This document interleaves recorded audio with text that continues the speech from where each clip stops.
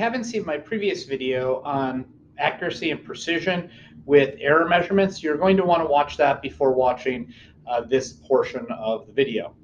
In this video, we're going to talk about average deviation of and from the mean and its purpose. Average deviation of and from the mean, like standard deviation, is used to help us determine the accuracy and precision of data. The average deviation of the mean and the average deviation from the mean will both contain similar steps to standard deviation, but they are not going to give us the same exact value. In fact, some will argue that the average deviation values are more limiting and therefore should be used in place of the standard deviation, which allows us to have a broader error margin. You'll see that at the end of this video. So to calculate the average deviation from the mean, which we will call little ad, what you do is you take the deviations that you calculated earlier in this data set.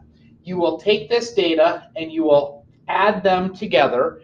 And when you add them together, you will find that the value of this data adds up to 180, and then you average it. The definition of the term we're doing is called the average deviation. So this is the average deviation from the average of the numbers. So when we look at the deviations from 100, 10 is 90 from 100, 100 is 0 from 100, and 190 is 90 from 100. We are taking the absolute values of those, we add them together, and we end up with an average deviation of 180 divided by 3, or 60. Now, just like with standard deviation, this should be written as the average plus or minus this value. So I would write this as 100 plus or minus 60, whatever my units are. To get and again, this is the average deviation from the mean. To get the average deviation of the mean, which we'll refer to as big AD, you are going to take the average deviation that we have just calculated, the average deviation from the mean, and you're going to divide by the square root of the number of measures. Very similar to what we did over here with standard error. So you will have here the average deviation of the mean is 60 divided by the square root of 3, which is going to give you a value of 34.6. And like we did here and over here, we are going to write these as 100 plus or minus 34.6. The average deviation from the mean is our precision value.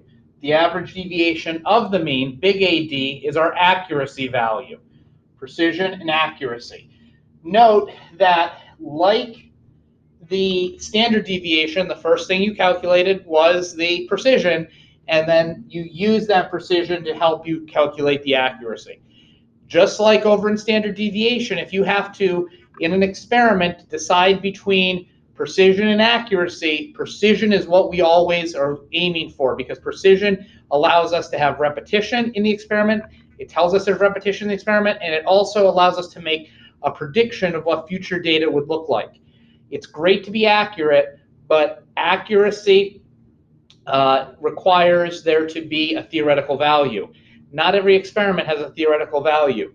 At some point in your scientific careers, you may have an experiment, whether that is in an AP class, a college class, or if you end up going into a professional career in science, you may be exploring some new research. And new research does not have a theoretical value necessarily.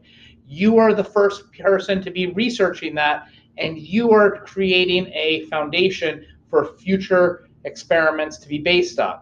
When the first experiments were done on the electron, for example, there was no understanding of the mass or charge of the electron.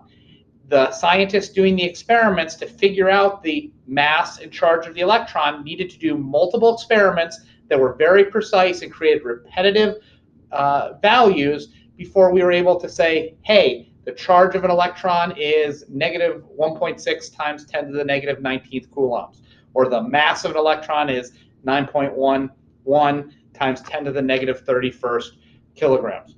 It takes multiple experiments before that theoretical value is found, and so precision is the key to that. Now, I said earlier in this video, we may want to calculate average deviation over standard deviation. These are two distinct ways of calculating precision and accuracy. There's no guarantee you will have to calculate either of them in an experiment, or I should say, there's no guarantee you have to, or requirement that you, there's no requirement that you have to calculate both standard deviation and average deviation in an experiment unless your teacher tells you to do so. In real science, you set down some ground rules and say which one of these methods you're using, which one is the acceptable method to use, and then you use that to determine whether or not your experiment is precise or accurate. One advantage of average deviation is it creates a tighter window of precision. You'll notice here that the precision here is 60, the precision here was 90. That means that you end up having a smaller number here, which ultimately could lead to your data considering to be more precise.